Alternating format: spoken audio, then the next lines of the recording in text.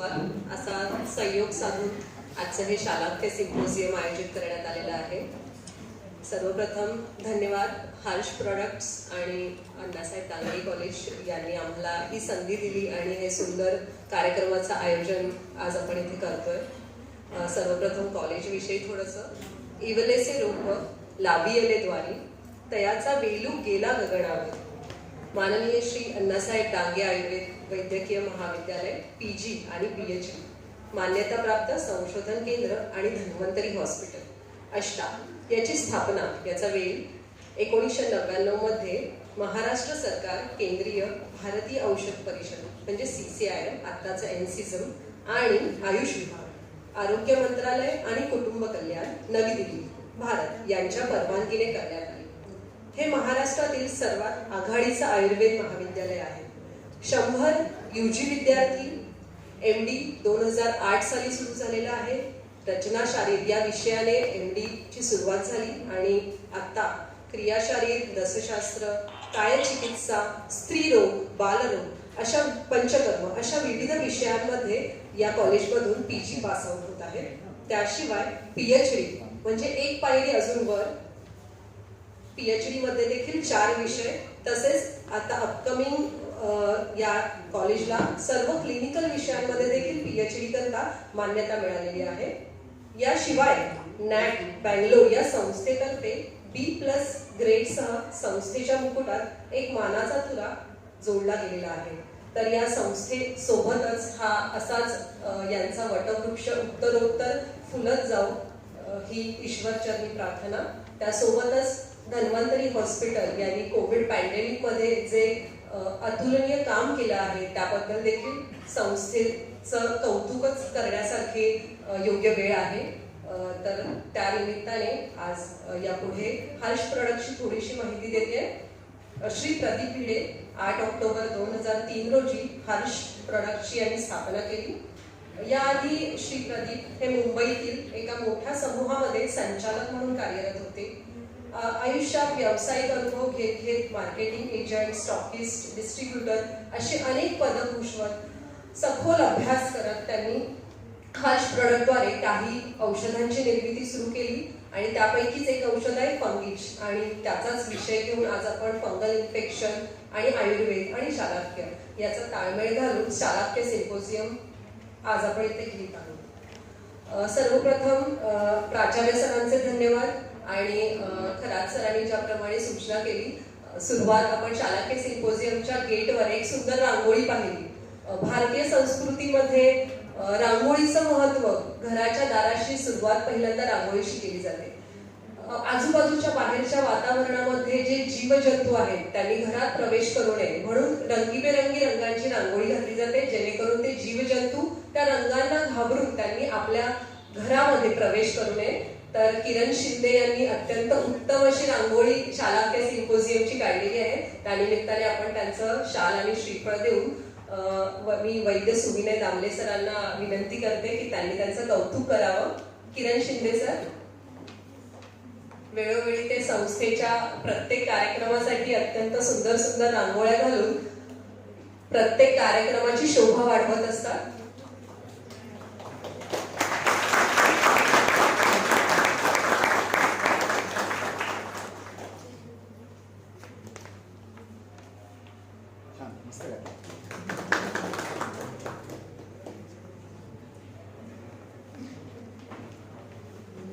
धन्यवाद सर. आजचा पहिला विषय आहे डॉक्टर अनय डावरे सरांचा फंगल इन्फेक्शन. तर त्याविषयी सर आज आपल्याला सांगतील. तत्पूर्वी मी डॉक्टर गणेश आवारी यांना विनंती करते की त्यांनी अनय डावरे सरांचं ओळख सभागृहाला करून द्यावी.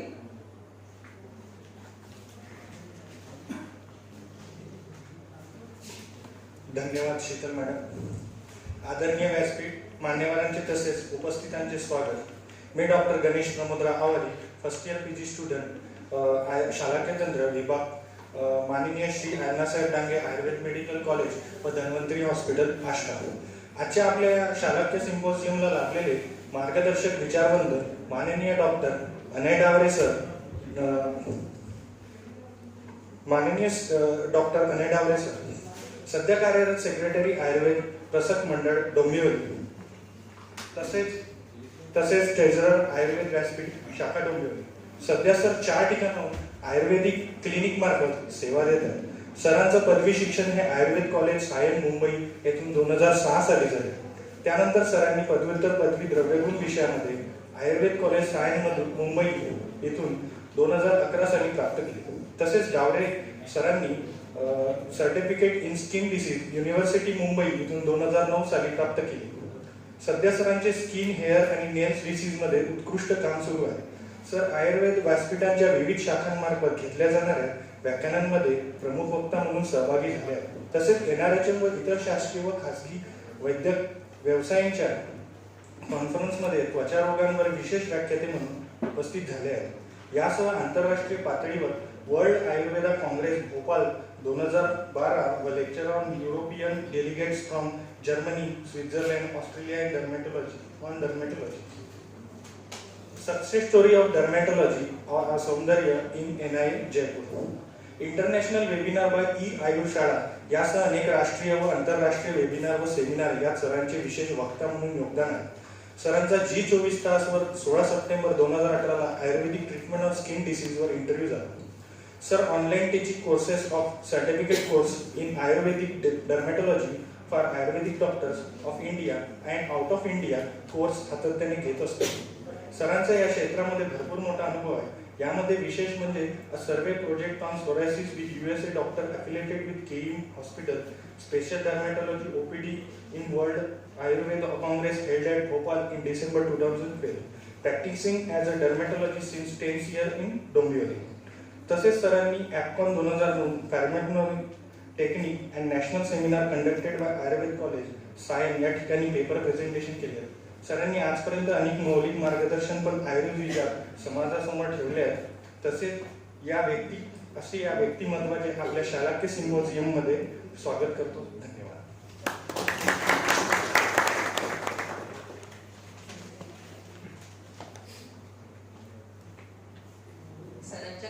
सरांच्या या लेक्चरसाठी चेअरपर्सन म्हणून मी डॉक्टर इनामदार सर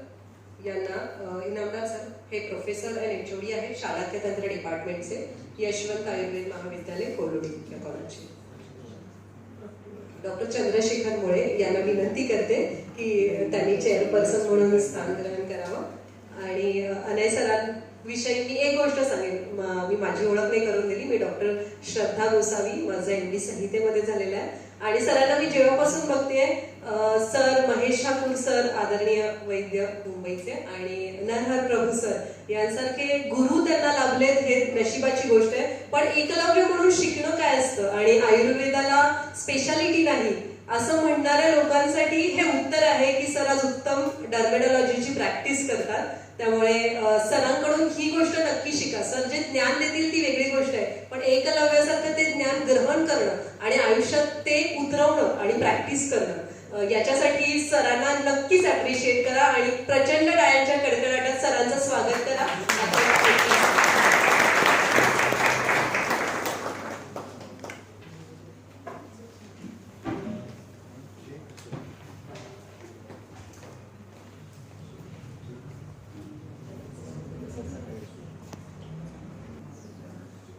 नमस्कार, मी वैद्य अनय डावरे आणि डोंबिवलीला मी प्रॅक्टिस करतो.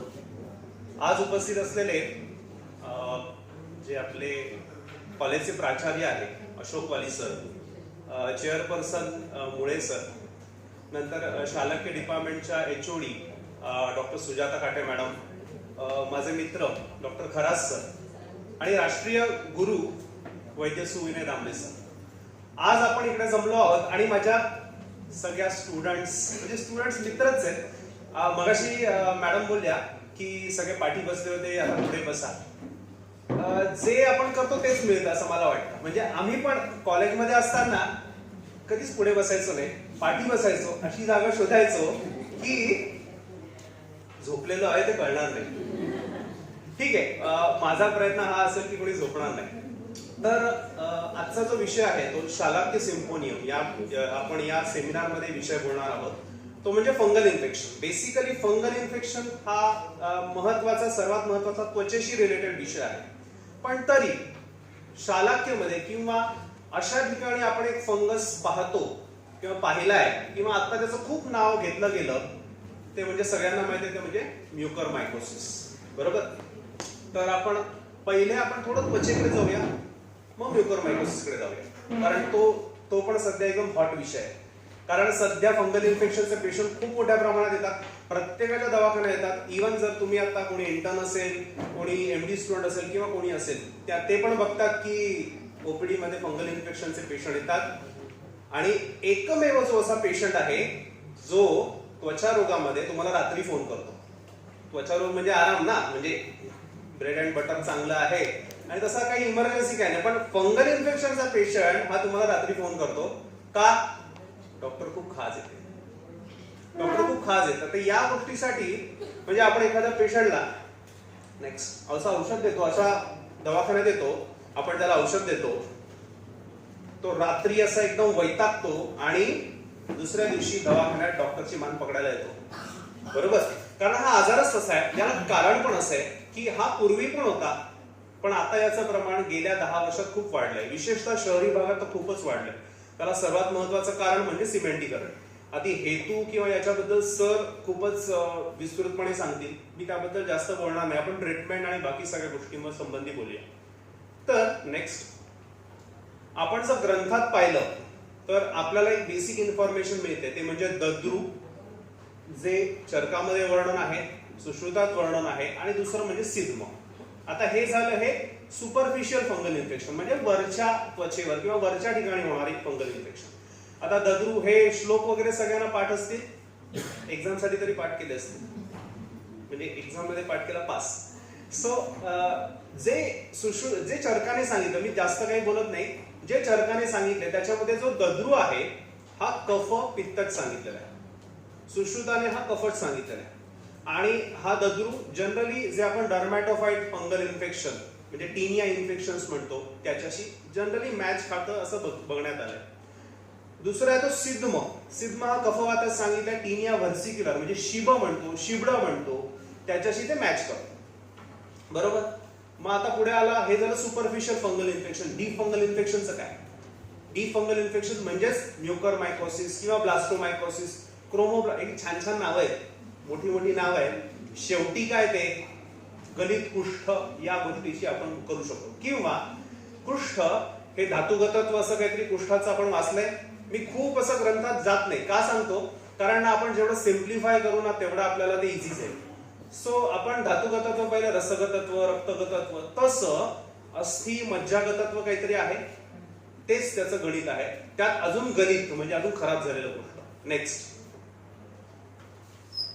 पहिलेच साध्यात्व काहीच सांगितलं, डायरेक्ट साध्यात्व का?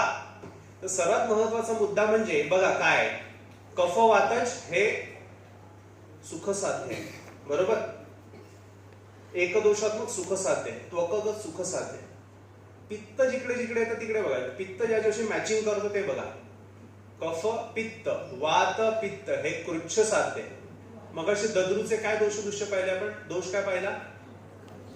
कफ पित्त कृच्छ साध्य. का त्रास देतो फंगल इन्फेक्शन? लवकर का ट्रीट होत नाही? कारण ते कृच्छ साध्य आहे. हे म्हणायला खूप सोपं आहे, सुखसाध्य आणि ऍक्च्युअली सुखसाध्य मधला कफवातच प्रकारच ट्रीट व्हायला आपल्याला खूप मेहनत घ्यावी लागते. त्याला कारण म्हणजे आपण औषधांशी खूप एक्सपोजर झालेला नसतो, आपल्याला औषधं खूप कमी माहिती असतात. त्या काळातली औषधं आत्ताच्या काळात याच्यात फरक आहे. त्या मनाने कफवातात जो सुखसाध्य सांगितलाय तो डिफिकल्ट जातो, तर कफपित्तच किती डिफिकल्ट जाईल.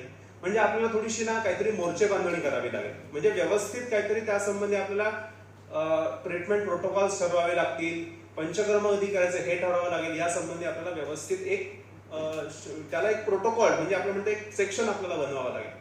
बाकी याप्य मेदोवत असाध्य, अस्थिगत वगैरे हे असाध्य. मी मगाशी काहीतरी बोललो की म्युकरमायकोसिस जे गोंडस नाव आहे, डीप फंगल इन्फेक्शनचं नाव आहे, हे जेव्हा कुठे घुसतं? त्वचेला असतं. बरोबर. त्वचेला म्हणजे नाकाच्या वगैरे त्वचेला असतं. आणि जेव्हा ते ब्रेन मध्ये वगैरे जेव्हा जातं तेव्हा पेशंट जनरली कोमामध्ये जातो. तो ट्रीट होणं तर पुढचीच गोष्ट, पण जनरली हे पेशंट वाचत पण नाही असे बघण्यात आले. म्हणजे काय, बेसिकली जेव्हा तो ब्रेन मध्ये जातो तेव्हा सर्जरी पण विशेष काही कामी येत आणि कुठलीच औषध येत नाही. बेसिकली हे पेशंट जगणंच खूप कठीण जातं, कारण त्याचा फैलावच एवढा फास्ट असतो. लवकर जेवढी ट्रीटमेंट करू तेवढे आपल्याला रिझल्ट चांगले येतात. तो लक्षात ठेवा, जो आपण फंगल इन्फेक्शन जो डेली बघतो, जे आपल्या दवाखान्यात येतात किंवा आपण बघतो, हे कफपित्तज असतात आणि म्हणून त्रास होतो. कफपित्तज मध्ये काय त्रास होऊ शकतो? बेसिक जाऊया, फर्स्ट इयरला जाऊया. कफ शीतगुणात्मक, पित्त अर्धवट गुणात्मक आहे, म्हणजे उष्ण तीक्ष्ण पण आहे आणि हळूचकन द्रवत्व पण आहे. तर एकदा द्रवत्वाकडे गेलं की उष्ण तीक्ष्णत्व वाढतात, उष्ण तीक्ष्ण की द्रवत्व, असं काहीतरी ते आहे. आणि कफाचा शीत, स्त्यान हे सगळे गुण आहेत. या दोघांचं जे कॉम्बिनेशन शरीरात तयार होतं, कसं तयार होतं? आपण जे काही चुकीचं खातो, जे काही कॉम्बिनेशन चुकीचे खातो, ते सगळ्यांनी तयार होतं. ते कसं कोणाच्या शरीरामध्ये काही सांगू शकत नाही, कारण प्रत्येकाची प्रकृती वेगळी आहे, खाण्याची पद्धत वेगळी आहे. सगळं एकाच पद्धतीचे खातात का? तुम्ही 4 मित्र गेले हॉटेलमध्ये, सगळे एकाच पद्धतीचे खातात का? एक जण मिसळपाव खातो, एकाला एक्स्ट्रा त्याच्यात झणझणीत लागतं, एकाला तर्री लागते, अजून काही वेगळ्या पद्धतीने कोणी खातं, काही दही टाकून खातात. म्हणजे शरीरात गेल्यावर कफपित्ताचं कसं कॉम्बिनेशन व्हायचं हे वेगवेगळं असतं आणि ते चिकित्सा करताना त्रासदायक ठरतं. नेक्स्ट, डर्मॅटोफाइट इन्फेक्शन, ज्याला नाव आहे म्हणजे दद्रू किंवा आपण टिनिया इन्फेक्शन म्हणतो. हे सध्या कॉमनेस्ट फंगल इन्फेक्शन आहे. होतं कसं? सिंपल सांगतो. 3 फंगाईमुळे होतं, ट्रायकोफायथॉन, मायक्रोस्पोरम आणि एपिडर्मोफायथॉन हे आहेत. आता बेसिकली हे नावं का लक्षात ठेवायची आणि आत्ता का लक्षात ठेवा? कारण ही गरजेचं आहे. त्याला थोडंसं कारण काय, आता फंगल इन्फेक्शनचे पेशंट 12ही महिने असतात. इथे प्रॅक्टिशनर पण असतील ना? यस, 12ही महिने फंगल इन्फेक्शनचे पेशंट असतात. पूर्वी फक्त ना एक ठराविक सीझन मध्ये असायचं, आता 12ही महिने असतात. याला कारण 2 एकत्र जीनस एकाच पेशंट मध्ये असतात. म्हणजे काय होतं, फंगल इन्फेक्शनचा पेशंट जेव्हा आपल्याकडे येतो तेव्हा समजा या सीझन मध्ये, थंडीच्या सीझन मध्ये आला, तेव्हा तो एक जीनस ऍक्टिव्हेट होतो.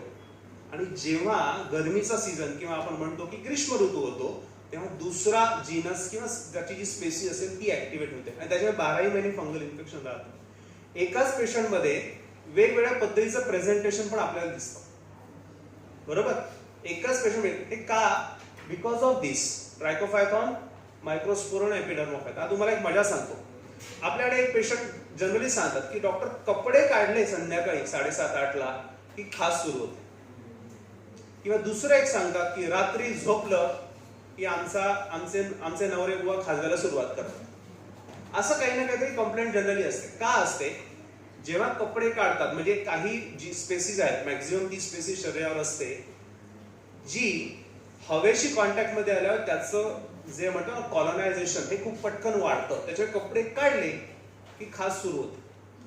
किंवा दुसरं, रात्री जेव्हा सुरू होतं, म्हणजे बॉडीचं टेम्परेचर जेव्हा आपण झोपतो तेव्हा जनरली 25 ते 27 मध्ये मेंटेन व्हायला, त्या टेम्परेचर मध्ये फंगाय ग्रो जास्त होतो, म्हणून त्यावेळेस पण खाज येते. आणि दुसरं एक कारण आहे ते म्हणजे रात्री आपलं लक्ष पूर्ण तिकडे असतं, खाज आली की पूर्ण लक्ष तिकडे असतं. आणि तिसरं, न्यूरोडर्मेटायटिस, म्हणजे काय, नाही खाजे तरी बस खाजून बघायचं, अशी एक सवय लागते दररोजची. तर हे कारण आहे जनरल. आता 20% असं म्हटलं, आता त्याच्यावर वाढलेलं आहे. नेक्स्ट, आता हे सगळं झालं, त्याच्यामध्ये आता म्युकरमायकोसिस हा कुठल्या सीझन मध्ये कॉमन असतो? म्युकरमायकोसिसची आपण वेव पाहिली का? आता काय वेव वगैरे म्हणत होता, की म्युकरमायकोसिस पूर्वी पण होता की आत्ताच नवीन आला? बोलू शकता, आपण एक इंटरॅक्शन पण करू शकतो, काही प्रॉब्लेम नाही. म्युकरमायकोसिस हा पूर्वीपासूनच आहे, फक्त आता काही कारणास्तव त्याचे पेशंट जास्त. आणि कुठल्या सीझन मध्ये दिसले ते आता पेशंट? पावसाळ्यात दिसले का त्याच्या आधीच्या सीझन मध्ये दिसले? उन्हाळ्यात जास्त दिसले का? म्हणजे सेकंड वेव्हच्या वेळेस जास्त दिसले, जी कोविडची सेकंड वेव्ह जी काय म्हणतात ती, त्यावेळेस जास्त दिसले, आता दिसत नाहीये. म्युकरमायकोसिस पूर्वी होता का? म्युकरमायकोसिसची वेव्ह येऊन गेली आहे, कोणाला माहित आहे? माहित नसेल, स्टुडंट्सला कोणाला माहित नसेल, सिनियर प्रॅक्टिशनरला कोणाला माहित आहे? 2004 साली म्युकरमायकोसिसची वेव्ह आली, सुनामी आली होती ना, सुनामी. हे तर काहीच नाही, आताचं म्युकरमायकोसिस काहीच नाहीये. जेव्हा सुनामी आल्या होत्या सगळ्या देशांमध्ये, तेव्हा म्युकरमायकोसिसची वेव्ह आली होती, कारण तिकडे सगळं दूषित पाणी गेलं होतं आणि ते तसंच पडून राहिलं होतं. आणि तेव्हा खूप मोठ्या प्रमाणात केरला वगैरे मध्ये म्युकरमायकोसिसचे खूप मोठ्या प्रमाणात पेशंट दिसले होते. आणि यू कॅन्ट बिलीव्ह, याच्यामध्ये खूप डॉक्युमेंटेशन आपल्याकडे खूप कमी असतं. केरळीय आयुर्वेदिक वाल्यांनी खूप चांगल्या पद्धतीने हे पेशंट ट्रीट केले होते, याचं कुठेच डॉक्युमेंटेशन नाहीये. का? कारण आताच्या काळात म्युकरमायकोसिस, एम्फोटेरिसिन बी वगैरे सगळं खपवायचे ना, आता ते नवीन झॉल पण आलेले आहेत, ज्याची एवढी एवढीशी किंमत, यू कॅन्ट बिलीव्ह एवढी किंमत. सो हा आजार नवीन नाहीये. म्युकरमायकोसिस हे बेसिकली काय आहे? म्युकरमायकोसिस एक फंगाय जो डिपेंड होतो, म्युकोरल्स जे असतात त्याच्यामुळे होतो. कसा होतो? बेसिकली हा हवेत म्युकरमायकोसिस आहे? नो. कुठे आहे? तो सॉइल मध्ये म्हणजे मातीतून होतो. मातीतून आपल्यापर्यंत कसा पोहोचतो? समजा एक शेतकरी काम करणार आहे, त्याला पण होत नाही, किंवा समजा जनावर कापणारा वगैरे आहे, तिकडे व्हायची शक्यता आहे, पण तरी तो होत नाही. का? कारण हा इम्युनो कॉम्प्रोमाइज, ज्यांची प्रतिकार शक्ती कमी आहे त्यांच्यामध्ये व्हायची शक्यता आहे. दुसरं, व्हायरल इन्फेक्शन झाल्यानंतर म्युकरमायकोसिस व्हायची शक्यता खूप जास्त. कोविड व्हायरल त्याच्यामध्ये, आणि त्याच्यामध्ये झालेला म्युकरमायकोसिस, तरी तो कसा आपल्यापर्यंत येणार? कारण हवेत तर नाही येतो, पाण्यातून येतो. दूषित पाणी, जे काही ऑक्सिजन मोठ्या प्रमाणात तयार करायचं म्हणून जे काही पाणी वापरलं गेलं त्याच्यातून तो जनरली आला. पेशंट इम्युनो कॉम्प्रोमाइज होता. लॉंग म्हणजे तासन तास ऑक्सिजन चालू असल्यामुळे तुमचे इरोजन्स झाले त्या ठिकाणी, and mucormycosis enter in your body, म्हणजे फ्रॉम नोज, अशा पद्धतीने. दुसरं, स्टिरॉइड्समुळे झालं, म्युकरमायकोसिसचे पेशंट वाढले. न्यूजपेपर मध्ये चुकूनही यासंबंधी ते पूर्ण बोलायला तयार आहे, पण त्याच्या बुक्स मध्ये ना ऑलरेडी लिहिलेलं आहे की इट्स ड्यू टू स्टिरॉइड, स्पष्ट लिहिलेलं आहे. आता विकिपीडियामध्ये पण हळूचकन होता की स्टिरॉइड्स, पण त्यांनी ना हळूचकन गेल्या 1 महिन्यात शब्द बदलला, long term use of steroids. Blame थोडंसं घ्यायचं नाही. So long term use steroids हे मोठ्या प्रमाणात वापरल्यामुळे म्युकरमायकोसिस होतो, आणि कंटामिनेट वॉटर. सो ऑक्सिजन ज्या पद्धतीने चालू होतं, ज्याला बने त्याला ऑक्सिजन, ज्या गोष्टी त्या सगळ्या प्लांटला ऑक्सिजन मध्ये कन्वर्ट करा, आणि ठीक आहे. तर त्याचे पेशंट आहे. तर म्युकरमायकोसिस मध्ये होतं काय? बेसिकली म्युकरमायकोसिस मध्ये आपले हे सगळे रिजन असतात, तिकडे एकतर म्हणजे नाकातून पाणी स्रवायला लागतं, डोळ्यातून पाणी स्रवायला लागतं, एका बाजूला फक्त सूज येते, फीवर किंवा तिकडे भरपूर पेनफुल कंडिशन होते. हा भाग हळूहळू ब्लॅक फंगस म्हणतात अशा पद्धतीने काळा व्हायला लागतो. ही जी कंडिशन असते ना, ही ट्रीट करायला आपण चांगल्या पद्धतीने ट्रीट करू शकतो. वी कॅन से 100% ट्रीट करू शकतो. ते आलं म्युकरमायकोसिस बद्दल. आता आपण परत स्किन मध्ये येऊया. सो हे जे टीनिया इन्फेक्शन असतं, डर्मॅटोफाइट इन्फेक्शन, त्याचे वेगवेगळ्या रिजननुसार वेगवेगळे प्रकार घडतात. म्हणजे प्रुरिस, कॉर्पोरिस, दाढीच्या ठिकाणी बार्बे, फक्त नावं आहेत. गोष्ट एवढी लक्षात ठेवा, जेव्हा पायाच्या ठिकाणी फंगल इन्फेक्शन होतं थोडं सिव्हिअर असतं, म्हणजे पायाची त्वचा जाड असते जास्त. सगळे कंटाळले काय? पायाची त्वचा जास्त जाड असते, फंगस आतमध्ये घुसतच नाही, त्याच्यामुळे एकदा तिकडे फंगस घुसला ना की तो साध्या औषधांनी बरा होत नाही. दुसरं, केसाच्या ठिकाणी टीनिया कॅपिटिस या भागातला जो फंगल इन्फेक्शन असतो ना, तो पण त्रासदायक असतो. कॅरियॉन शब्द ऐकला? पूर्ण केस निघून जाणे अत्यंत वाईट पद्धतीने होतो. अनेक वर्ष आधी, म्हणजे 15-20 वर्ष आधी स्पेनमध्ये एक ठराविक रिजन मध्ये कुत्रा वापरायला परमिशन नाकारली होती. त्याला कारण 72,000 मुलांमध्ये एकाच वेळेस टीनिया कॅपिटिस आढळला होता, आणि तो कुत्र्यांमार्फत झाला होता. सगळ्या पोरांचे धडाधड केस गेले होते. जसे कुत्र्यांचे केस जातात ना, म्हणजे अस्वच्छ व्यवस्थित, तसे तर कुत्रा पाळायला परमिशन दिली नव्हती. नंतर त्यांनी ते काय झालं, ते कायदा या पद्धतीने ते नंतर सगळं बरे झाले, त्यानंतर केलं. पण टीनिया कॅपिटिसला सर्वात मोठं कारण हे असतं की घरातला कुत्रा हे असू शकतं आपल्याकडे येणाऱ्या, किंवा आपण जे बघतो त्याच्यामध्ये. सो टीनिया उमियम म्हणजे नेलचं एक लक्षात ठेवा, नेलचं फंगल इन्फेक्शन एकतर लवकर होत पण नाही, आणि झालं तर लवकर ट्रीट पण होत नाही. त्याला एक बेसिक मी तुम्हाला लॉजिकल कारण सांगतो. आपण जे आता नेल बघतोय, आता इलेक्शन येतात का सांगलीमध्ये? कुठले? महानगरपालिका, नगरपालिका आहे? नाही ना. जेव्हा आपण जस्ट एक की आपण ते शाई लावतात ना, ते झाल्यानंतर ती बघत राहायची शाई किती दिवसानंतर ती वर येते, म्हणजे खालीला ती किती दिवसानंतर वर येते. इट टेक्स 1.5 month, जनरली 45 दिवस ते 2 महिने, बरोबर. जर नवीन नेल यायला जर 45 दिवस ते 60 दिवस लागत असेल, तर कसं नेलचं फंगल इन्फेक्शन 15 दिवसात 20 दिवसात बरं होणार? जेव्हा पुढचं नेल येणार तेव्हाच आपण बोलू शकतो. मिनिमम 2 महिने तरी नेलचं फंगल इन्फेक्शन ट्रीट व्हायला लागतातच. तेवढे पण ना जास्तच लागतात. आणि तिसरं जे नेल येतं, वन जे दिसतंय ते सेकंड, आणि थर्ड जे नेल येतं ना ते नॉर्मल येतं जनरली. सो थर्ड नेल असतं ते नॉर्मल येतं. So that is tinea unguium. Next, सगळ्यांना पिक्चर माहिती आहे, कॉमन फंगल इन्फेक्शन पोटावर असतं, जांघेत असतं, काखेत असतं, अशा पद्धतीने असतं. नेक्स्ट नेक्स्ट नेक्स्ट आपल्याकडे कॉमनली असे पेशंट येतात, झाड खरा खरा खाजवणारे, अक्षरशः आपल्या समोर खाजवतात. मॅनर्स वेगळाच विषय, पण त्यांना त्रासच एवढा होत असतो की फिमेल डॉक्टर असेल तरी जेंट्स पेशंट अक्षरशः कारणच तसं आहे. सध्याचं बदललेलं स्वरूपच आहे, खाण्यापिण्याच्या स्वरूपात राहणीमान स्वरूप एकदम बदललेलं. सो हे अशा पद्धतीचे आपल्याला मॅक्झिमम पेशंट येतात. ओके, नेक्स्ट, का फंगल इन्फेक्शन होत आणि याचं उत्तर फक्त आयुर्वेदाकडे. हे सगळं मॉडर्नच आहे, आयुर्वेदाचं याचा काहीही लिहिलं नाही, पण हे सगळं मॉडर्नच आहे. काय लिहिलंय बघा, lack of or defective cell mediated immunity. Sir याच्यावर पूर्ण बोलणार आहे. डिफेक्टिव्ह और सेल मेडिएटेड इम्युनिटी काय असते बघा. Predisposes the host to chronic और recurrent dermatophytic infection. What is the meaning? Defective और सेल मेडिएटेड इम्युनिटी म्हणजे काय, जी इम्युनिटी आहे ती तुमची एकतर नॉर्मल नाही, डिफेक्टिव्ह आहे, और लॅक म्हणजे कमी आहे. याचा अर्थ काय, आपण जे काही खातो पितो त्यानेच आपलं शरीर बनतं, बरोबर. जर आपण चुकीचं खाल्लं वगैरे, म्हणजे चुकीचं खाल्लं म्हणजे जर अपथ्य सेवन खूप दीर्घकाळ केलं, तेव्हा तुमची ही जी असते ना इम्युनिटी, ती एक तर लॅक असते और डिफेक्टिव्ह असते. मॉडर्न वाल्यांनी खूप लिहिलंय, फक्त याचा सिंपल अर्थ आहे, हेतू सेवन जोपर्यंत थांबत नाही तोपर्यंत तुमचं फंगल इन्फेक्शन बरं होत नाही. हे फक्त एक छान शब्दात लिहिलेलं, lakh of or defective cell mediated. हे सेल मेडिएटेड इम्युनिटी सध्या शब्द खूप सहीकडे आहे. लाईफस्टाईल डिसऑर्डर आणि सेल मेडिएटेड इम्युनिटी हे दोन्ही हे आहे शब्द एकमेकांशी एकदम जवळचे आहेत. कॅन्सर आला, डिफेक्टिव्ह सेल मेडिएटेड इम्युनिटी, सगळे हे शब्द आहे. आणि हेतू म्हणजे तुम्हाला स्पष्ट म्हणायचंय का हेतू? हो, हेतू. नेक्स्ट, मी बेसिक हेतूवर जातो. हे सगळ्यांचे श्लोक पाठ असतील का? चरक सूत्रस्थान 25, अग्रे संग्रह, सोपे सूत्र. मी काय त्याच्यातले काही सूत्र काढले. सूत्र हे प्रॅक्टिकली वापरण्यासाठीच पाठ करायचे असतात, लक्षात ठेवा. बाकी त्याची ऍप्लिकेशन असेल तर ते पाठ करून फक्त पास आउट होतो.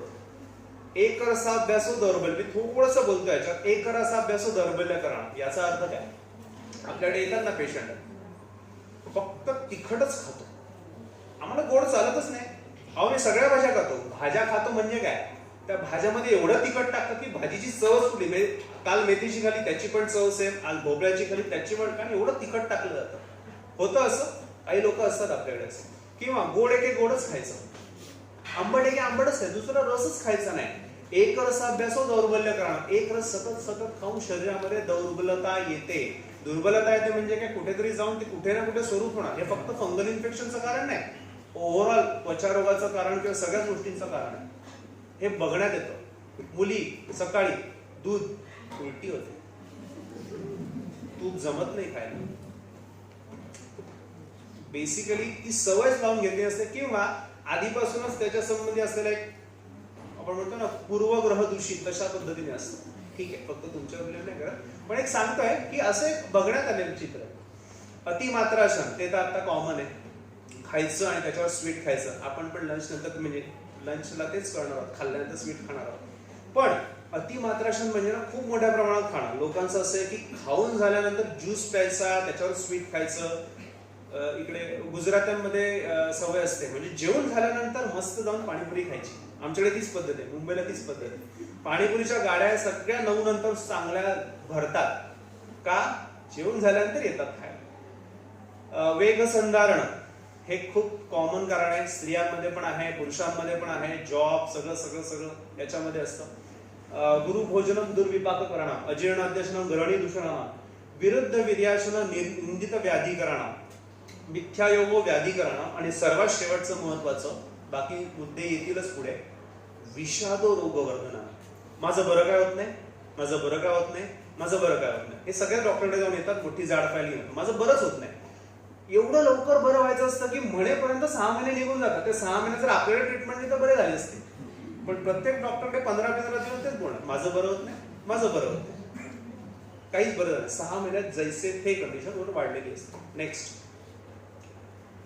Yes, treatment is always like a shake hand. आपण सगळं करतो बरोबर, आपला हात पुढे, पेशंटचा हात पुढे कुठे. पेशंटने जर काही पाळलं नाही तर फंगल इन्फेक्शन, म्युकरमायकोसिस, म्युकरमायकोसिस वेगळीच गोष्ट, पण काहीच बरं होत नाही. हे लक्षात ठेवा, काहीच बरं होत नाही.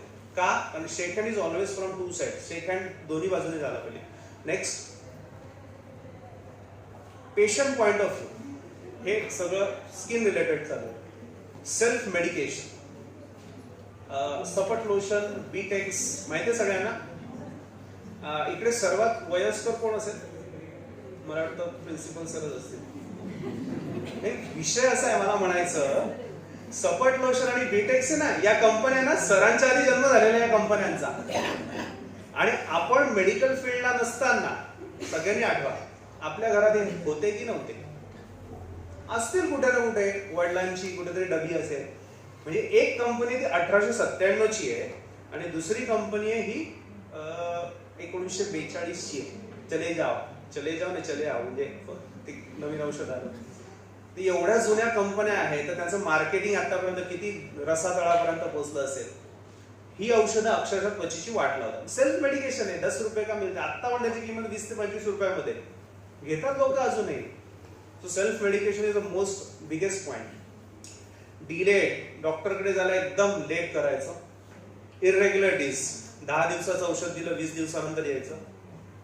काहीच आपलं ऍडवाइस काहीच फॉलो नाही करायचं. म्हणजे आता मी सांगितलं केक खाऊ नको आणि पुढच्या मिनिटाला जाऊन असं बाहेर बघितलं की हा मॉन्जिरीस मध्ये केक खात असेल.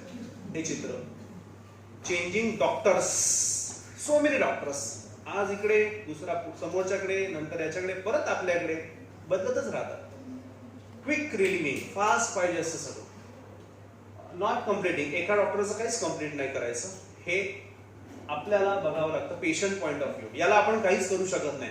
एक तर यांना झाडा चांगलं म्हणजे चांगलं बोला की घ्यायची तर घे, नाहीतर काही काही असे आपल्याला स्ट्रिक्ट व्हावं लागतं. कारण पेशंट ट्रीट होत नसेल आणि जर पाळत नसेल तर आपल्याला स्ट्रिक्ट होणं गरजेचंच आहे. नेक्स्ट, हे कोणाला माहिती आहे का? रेणुका प्रसाद आले, दिसतंय खरं ना. आमच्याकडे नारळ, तेल, साडी चोळे, खरूच नाईटे, माऊलाईचे सामान्य योग्य दरात मिळेल.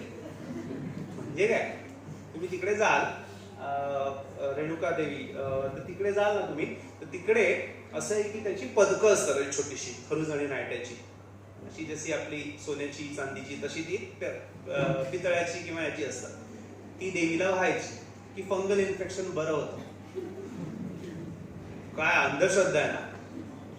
चुकीचं ज्ञान असेल ना तेव्हा अंधश्रद्धा असते. याच्यातलं मूळ कारण काढूनच टाकलंय, कारण हे फक्त बिझनेस पॉइंट ऑफ व्ह्यू. मी तिकडे गेलो होतो आणि त्यांना विचारलं की पॉसिबल नाही, हे अशी अंधश्रद्धा ही माणसानेच पसरवलेली असेल, आपल्या याच्यात असं नाही. मग त्यांनी सांगितलं एक तुम्हाला सांगतो, त्यांना भेटा. एक गुरु सिनियर होते, त्यांनी सांगितलं याच्यामध्ये असं आहे की 90 दिवसाचा एक कोर्स आहे.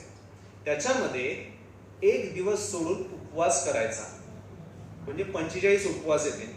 आणि ज्या दिवशी उपवास नसेल त्या दिवशी, म्हणजे ज्या दिवशी खायचं आहे, एक तरी कडू पदार्थ खायचा आणि ते पदक व्हायचं. तुम्ही एक विचार करा, 45 दिवस जर उपवास झाला 90 दिवसात, तर का फंगल इन्फेक्शन बरं नाही होणार एवढं कडक पथ्य केल्यावर? आणि कडू हे औषध येणारच. कफपित्ताचं सर्वात महत्वाचं औषध कडू आहे ना. का नाही होणार बरा पेशंट?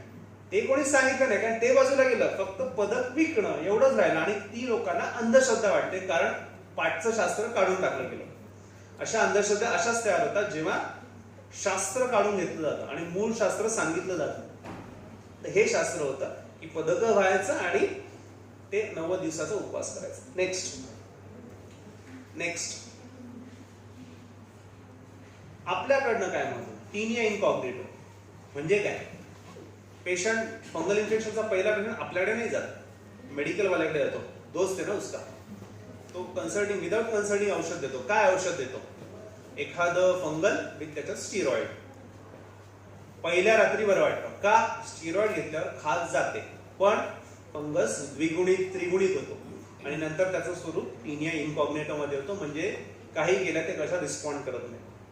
हॉट ह्युमिड एन्व्हायरमेंट पेशंटच्या घरी, म्हणजे आपण विचारताना पेशंटला हेतू विचारले पाहिजे की तुझ्या घरात कसं असतं वातावरण. हॉट ह्युमिड जरा पण नसतं. आम्ही तर आता हॉलमध्ये पण एसी लावलाय, बरोबर ना. पण जेव्हा बाहेर जाता तेव्हा कशा घामाच्या धारा येतात. सतत घाम न आल्यामुळे एकदम ब्लॉक, म्हणजे एसी मध्ये राहिल्यामुळे स्वेदवह स्रोतस बंद होतात का, किंवा नॉर्मल स्वेदवहन व्हायचं ते होत नाही का, नाही होत. आणि त्याच्यामुळे काय होतं, विकृती होते का, सतत केल्यामुळे, एकदा केल्यामुळे होते का, होते. आणि त्याच्यामुळे फंगल इन्फेक्शन सारखे आजार वाढतात, बरोबर. Sweating tendency, natural sweating tendency, दोन टेंडन्सी असतात ना काही लोकांना. म्हणजे माझ्यासारखा व्यक्ती आहे, पित्त कफाची, मला नॅचरली भरपूर घाम आहे, मी ते थांबवायला काही करत नाही, कारण मला नॅचरली घाम आहे लहानपणापासून. लोक अँटी परस्पिरंट, कोण जॉन अब्रामची ऍड आहे, नो स्वेट, हे स्वेट ते स्वेट, असे फोटो असतात किंवा त्याचे ऍड येतात. लोक काय काय वापरतात आणि पुन्हा स्वेटिंग टेंडन्सी चांगली असून पण फुकटचं वापरत राहतात. किंवा चांगली स्वेटिंग टेंडन्सी असते, एसी मध्ये बसून बसून ती घालवली जाते. किंवा कोणी आपल्याकडे पेशंट आला ज्याला स्वेटिंग टेंडन्सी जरा पण नाहीये पण एकदम वाढली, तर ते विकृतीचं कारण आहे. एन्व्हायरमेंटल चेंजेस, सध्या तो खूप मोठा मुद्दा आहे. ऑक्युपेशन, कुठे काम करता. आपल्याकडे फंगल इन्फेक्शनचे जे पेशंट येतात सगळ्या कॅटेगरी मधले येतात. अगदी श्रीमंतामधले श्रीमंत पण येतात आणि गरीबातले गरीब पण येतात. का, कारण श्रीमंताला असतो तो एसी मध्ये कंटिन्युअस असतो, गाडी एसी, याच्यात एसी, त्याच्यात एसी, जिम एसी, सगळंच एसी. गरीब आहे म्हणजे कुठे वीट भट्टीत काम करणारा किंवा कुठे अति प्रमाणात घाम, त्याच्या ऑक्युपेशन पण एक महत्वाचा रोल आहे. टेम्परेचर चेंजेस तसाच प्रकार आला. नॉन ऍब्सॉर्बंट क्लोथिंग और फुटवेअर, म्हणजे घाम न शोषणारे कपडे किंवा शूज, कारण ते जास्त चिकणे दिसतात, चांगले दिसतात ना, बरोबर दिसतात की नाही. नवीन नवीन लिनन, हे स्टाईल ती स्टाईल एकदम मस्त येतात. कॉटन मध्ये कुठे काय येतं, काय नॉन ऍब्सॉर्बंट असतात, ते कधीतरी वापरले तर ठीक आहे, सतत वापरून तुम्ही घामाची क्वालिटी बॅड करता. शेअरिंग पर्सनल आर्टिकल्स, हे फंगल इन्फेक्शन कॉमन कारण आहे, हे काय याच्याबद्दल मी बोलत नाही. ओबेसिटी अँड डायबिटीज मेलायटिस, ओबेसिटी जाडेपणा, लठ्ठपणा आता कॉमन झालेला आहे. लहान मुलांमध्ये ओबेसिटी आहे. कोविडने तर लहान मुलांमध्ये पक्क ओबेसिटी आणलेलीच आहे. आळशी झालेली आहेत मुलं, नॉन डेअरिंग झालेली, आणि त्यांच्यामध्ये पण फंगल इन्फेक्शन व्हायला लागलेले. डायबिटीज मेलायटिस तसा बघायला गेलं तर आता कोविड काळामध्ये भरपूर पेशंट वाढले. मे बी डायबिटीजमुळे असतील, मे बी कोविडमुळे असतील, मे बी मेडिकेशन्समुळे असतील, आणि त्याच्यामुळे fungal infection, superficial fungal infection होतातच. पण म्युकरमायकोसिसच्या पेशंटचं पण कारण हे डायबिटीज मेलायटिस. शुगर ही खूप मोठ्या प्रमाणात वाढली, 400, 500, 600 अगदी अत्यंत मोठ्या प्रमाणात वाढली, जी कॅल्क्युलेट केली जाते ती मोठ्या प्रमाणात वाढली. स्टिरॉइड्सचं मी तुम्हाला सांगितलं, आता मी इकडून परत म्युकरमायकोसिसवर जातो. स्टिरॉइडचा मोठ्या प्रमाणात वापर केला. इम्युनो कॉम्प्रोमाइज, पेशंटची प्रतिकारशक्ती अत्यंत कमी आहे, अशा लोकांमध्ये त्याचं एक स्वरूप बघण्यात आलं. नेक्स्ट काय करायचं, हे जे स्किन चे फंगल इन्फेक्शन ते ट्रीट करायला काय करायचं. फर्स्ट, क्युअर्ड फिक्स लेशन, जे आपल्याला समोर दिसतात, जे समोर दिसतंय ते एक ट्रीट करणं.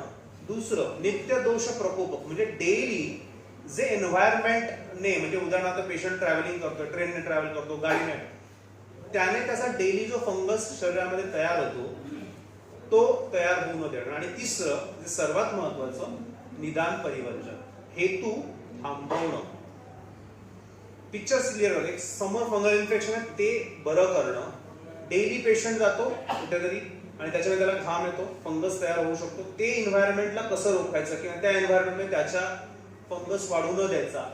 तिसरं, निदान परिवर्जन, म्हणजे खाण्यापिण्याचे हेतू व्यवस्थित टाळणं, स्ट्रिक्टली टाळणं. या 3 गोष्टी महत्वाच्या. त्यातला तिसरी गोष्ट होत नाही, दुसरी गोष्ट आपल्याला समजत नाही. पहिल्या गोष्टीकडेच, आलेल्या लेशनला फक्त कापायचं, एवढंच आपण करतो, म्हणजे आलेल्या लेशनला फक्त ट्रीट करायचं. दुसऱ्या 2 लेशन्सकडे आपण लक्ष देत नाही. नेक्स्ट, ही औषधं कळाली, लिहिली आहेत ना सगळी एवढी सुंदर सुंदर औषधं. स्वयंभू गुगुळ, कैशोर गुगुळ, मेंदू पण चमकतोय छान. आपल्याकडे असतात ही औषधं, असतात, वापरतो. चला आज पेशंट आला, उशिराचं देऊ बघू, नको महामंजुश्री, नाही डोक्यातच चालू असतं आपल्या, नको खजिराइष्ट बघूया, नाही रे ते देवदारविष्ट बघूया. हे मुद्दाम असं कन्फ्युजिव्ह चित्र तयार केलं. आपल्याकडे औषध असतात, वापरायची कधी आणि कुठली हेच माहिती नसतं आणि मग मेंदूचा भुगा तयार होतो. म्हणजे माहिती असतं आरोग्यवर्धिनी आहे, मग वापरू की नको, का कैशोर वापरू, का गंधक रसायन वापरू, का दोन्ही एकत्र वापरू. Yes, that is the important thing. काय कुठे वापरायचं यासाठी आपल्याला प्रोटोकॉल करणं अपेक्षित आहे. नेक्स्ट, असे बाह्य मलम पण आहेत. पहिलं मलम हे खडीवाले वैद्यांच्या पुस्तकातलं आहे आणि बाकी तेल वगैरे सगळी आहेत. कशी वापरायची, कधी वापरायची माहिती आहेत आपल्याला. आपल्याला काही औषध आहेत, म्हणजे उदाहरणार्थ रसमाणिक्य सारखी औषध आहेत, तालसिद्धूर सारखी औषध आहेत, कधी वापरली आहेत, कोणामध्ये वापरायची, रेग्युलर फंगल इन्फेक्शन मध्ये का डीप फंगल इन्फेक्शन मध्ये, बघूया. नेक्स्ट, हे काय आहे शेवटचा, शंखजिरक, यशदभस्म, उशीर, लिंब, डस्टिंग. आयुर्वेदात डस्टिंग आहे. अवचूर्णन म्हणजे काय, डस्टिंगच आहे. मग हे का वापरायचं बघूया. नेक्स्ट, शोधन. आला पेशंट, विरेचन देऊन बघू, नाही फरक पडला, वमन देऊन बघू. ठीक आहे, आले आपले पैसे आले, नाही बरं आला, बरं चालेल. किती पेशंट माहिती, 2, 3, 4. नंतर पेशंट आपल्याला पाठवून वगैरे ते पेशंट पैसे जायचे कुठून जायचे ते आपले निघून जाते. नेक्स्ट, हे आपल्याला समजलं पाहिजे. फंगल इन्फेक्शनचं प्रेझेंटेशन कसं आहे आपल्याला समजलं पाहिजे. म्हणजे fungal infection in summer, in rain, in winter. मी सोपं लिहिलंय. इन समर म्हणजे त्याच्यामध्ये आला वसंत आणि ग्रीष्म, रेन आला म्हणजे पावसाळा प्रॉपर, आणि विंटर आला म्हणजे आता जो चालू आहे हेमंत आणि शिशिर. बरोबर. आता दोष प्रकोप वगैरे सांगण्याची परत गरज आहे बाबा. समर मध्ये कुठला, म्हणजे ग्रीष्मामध्ये काय होतं, वात संचय होतो, असंचय रूपी पित्त प्रकोप होतो. रेन मध्ये काय होतं, पित्ताचा संचय होतो, वाताचा प्रकोप होतो. आणि विंटर मध्ये कफ भरपूर मोठ्या प्रमाणात भरायला लागतो. यानुसार ना आपल्याला ट्रीटमेंट प्रोटोकॉल ठरवावे लागतात. यानुसार आपल्याला थोडंसं बदलावं लागतं, कारण आपल्याला जसं प्रेझेंटेशन दिसतं ना त्यानुसार औषधं बदलावी लागतात. नाहीतर उपयोग काय, सगळीच औषध सगळ्या, मी एक ठरवला असता प्रोटोकॉल, तो सगळ्यामध्ये चालला असता. तो का नाही चालत, कारण याच्यानुसार आपल्याला बदल करावा लागतो. नेक्स्ट, समर मध्ये कुठले आढळतात generally, tinea cruris, corporis, manuum, barbae, faciei आणि म्युकरमायकोसिस. हे पण आहे जे आपण डीप फंगल इन्फेक्शन म्हणतो, ते या सीझन मध्ये आढळतं, जे आपण म्हणतो समर सीझन मध्ये. समर सीझन मध्ये आढळतं म्हणजे इतर सीझन मध्ये आढळत नाही का, तर एकदम कमी प्रमाणात आढळतात. म्युकरमायकोसिस आपण आता पाहिला जो कोविड काळात होता, पण तसे पण जर कोणाकडे म्युकरमायकोसिसचे पेशंट आधी आले नसतील माहित नाही, पण जनरली समर सीझन मध्ये आढळतात. कारण इकडून इनॅक्युलेट होणं, आतमध्ये तो सगळा फंगस जमा होणं, हे सगळी जी गोष्ट आहे ना म्युकरमायकोसिसची, ती या सीझन मध्ये जास्त होते. तर म्युकरमायकोसिस आहे, याचे प्रकार पण आहेत. म्हणजे स्किन आहे, पल्मनरी आहे, इंटेस्टिनल आहे, किंवा सेरिब्रल म्हणजे डोक्यात होणार आहे. स्किन इज अ इनिशिएशन, या भागात होणारा जो इनिशिएशन आहे तो हळूहळू तुमचा जाऊ शकतो सेरिब्रम मध्ये, म्हणजे ब्रेन मध्ये. क्रिब्रिफ्लॉम प्लेट मधून सगळं ते ट्रान्सफर होणार, फंगाय वगैरे सगळं होतं. इंटेस्टिनल, आणि हा वेगळाच मुद्दा आहे, तो आपण आज बोलूया नको, पण हा तो रेअर पण आहे. पण हा जो आहे कुठला फंगस, जो सेरिब्रल किंवा नेझल आपण म्हणतो, ENT याच्यात येणारा जो आपण म्हणतो, त्यामध्ये लवकरात लवकर किंवा मीडियम स्टेजला जर उपचार केले तर धन्वंतरी अधिकारात जाण्याच्या आधी, म्हणजे सर्जरी होण्याच्या आधी आपण त्याला ट्रीट पण करू शकतो आणि पेशंटला आपण चांगल्या पद्धतीने ट्रीट करू शकतो. ऑपरेशन मध्ये जे काही डोळा वगैरे जातो याला आपण चांगल्या पद्धतीने रोखू शकतो. तर आपण पहिले हे बघूया. नेक्स्ट, टीनिया मॅनम हातावर, पुढे नेक्स्ट गालावर, नेक्स्ट चेहऱ्यावर, कानाच्या रिजन मध्ये, नेक्स्ट जांघेमध्ये. नेक्स्ट, काय कॉमन दिसलं आपल्याला, उग्रता दिसली का, उग्रता, लालपणा दिसला का, लालपणा. घे रे पाठी परत फोटो. हे बघ, लालपणा आहे, लालपणा, उग्रता आहे, रेडनेस आहे. गरमीमध्ये फंगल इन्फेक्शन असेच येतात का, पक्की घामटलेले, लालसर, लाल गुंद, अगदी काळे असतील ना, म्हणजे जुनाट असेल ना, त्याच्यामध्ये आपल्याला लाल रेषा दिसायला लागतात. एवढ्या स्पष्ट लाल रेषा दिसतात. नेक्स्ट, हे बघा, सगळे लाल आहेत, सगळे लाल आहेत.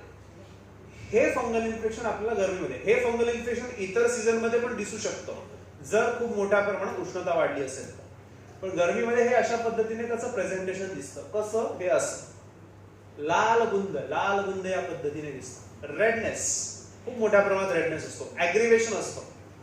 आपण आपल्या ठेवणीतली औषधं वापरतो आणि चूक करतो. नेक्स्ट, ती जी मेंदूचा फोटो होता त्यातली आता औषधं आपण डिवाइड करायला सुरुवात केली.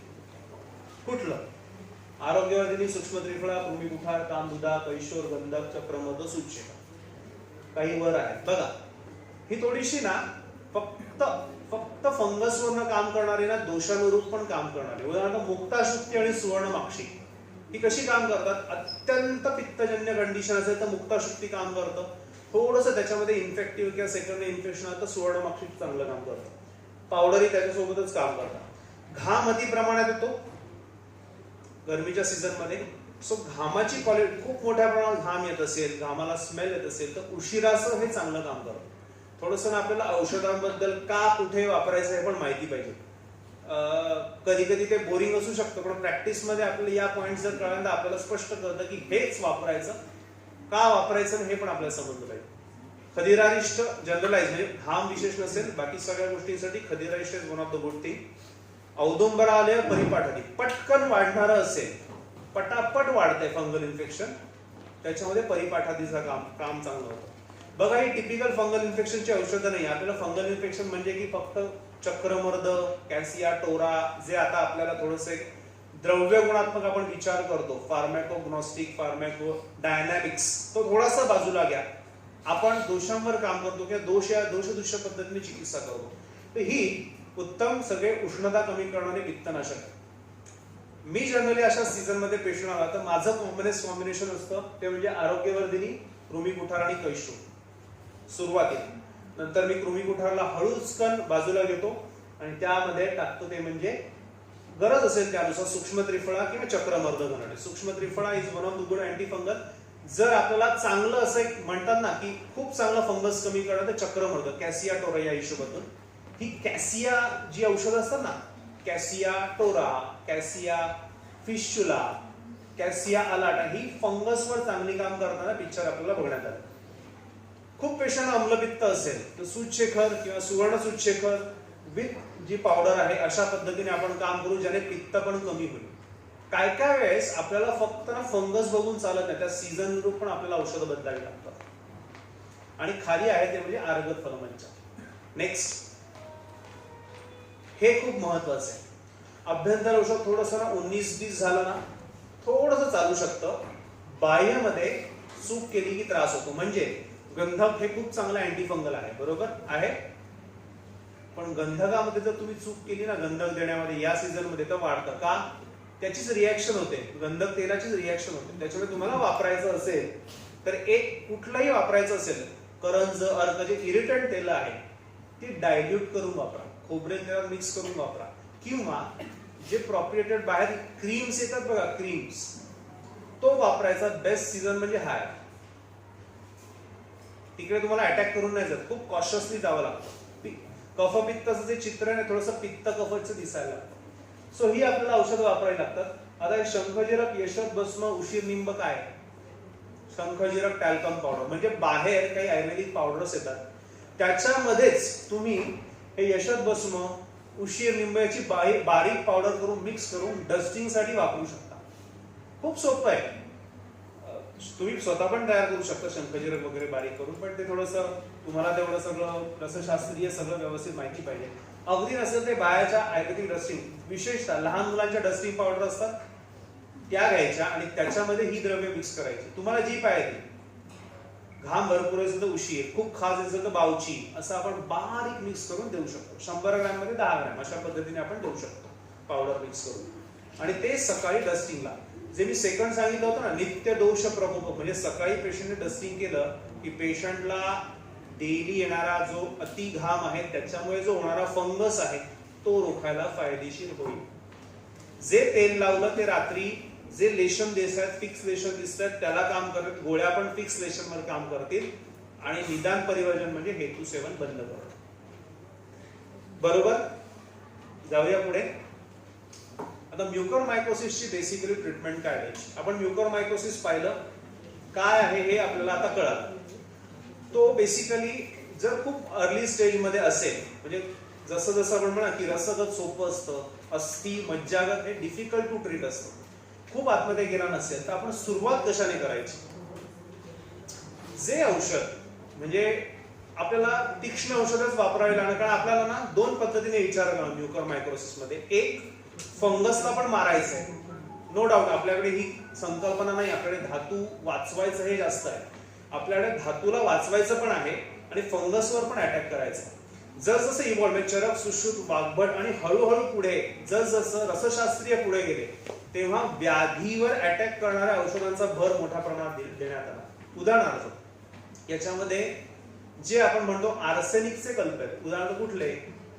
हरतालवाले, रसमाणिक्य, ताल सिंदूर. दीज आर द मेडिकेशन जे प्रॉपर फंगस म्युकरमायकोसिस म्युकोरलचा फंगस कमी करायला खूप चांगला फायदा करतो.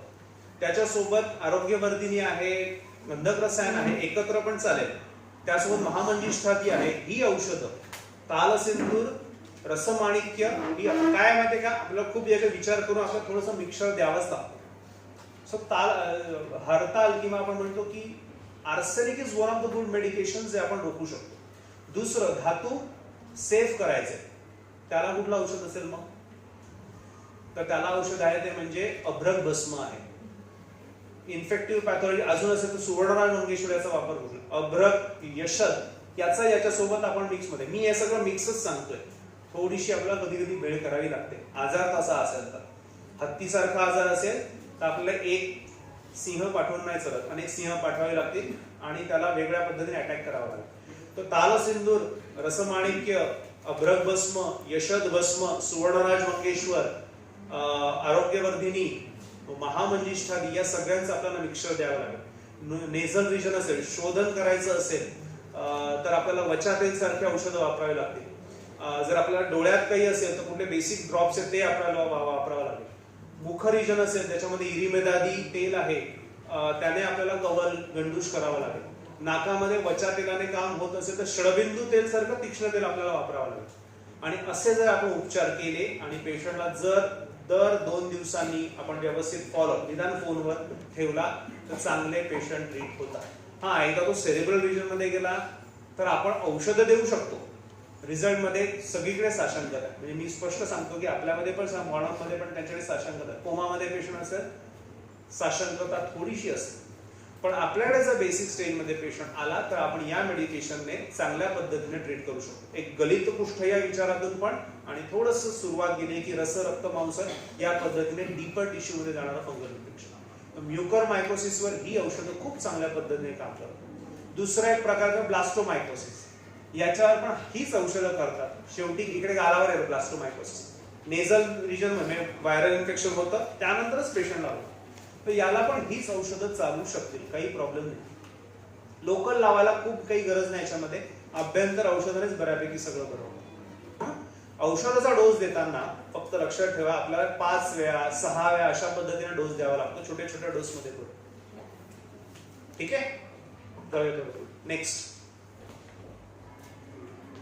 असेच फंगल इन्फेक्शन जे ग्रीष्म ऋतूमध्ये ते ट्रीट झालेले skin fungal infection. Next next next गालावर झालेलं. नेक्स्ट पोटावर. नेक्स्ट, आता मी तुम्हाला जो अंगावरचा पहिला फंगल इन्फेक्शन वाला सांगितलं ना, तो फक्त 2च वेळा चहा प्यायचा. चांगलं आहे ना, गुड. तो किती प्यायचा एका वेळेस? 350 ml. असा मोठा कप, स्टाईल अशी पकडायची, गाडीत उभं राहायचं आणि 350 ml चा मोठा मग भरून 2च वेळा चहा प्यायचा. एवढं चहाचं प्रमाण जास्त. म्हणजे हे मी आपलं हेतूमध्ये चहा 2च वेळा, नंतरची बायको अहो ते एवढा मग भरून पितात, हो का, असे आपल्याला कायच हेतू मिळतात. इंटरेस्टिंग.